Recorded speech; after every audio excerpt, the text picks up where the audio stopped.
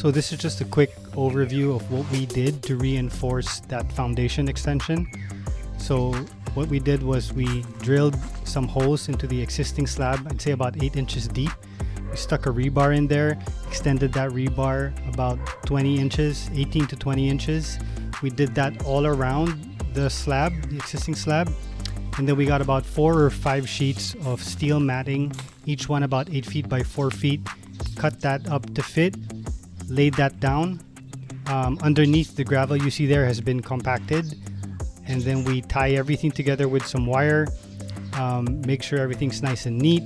And the strings you see there are just to make sure that the new pour is nice and level to the existing slab. So at this point, we're just about ready to start mixing and pouring the new foundation.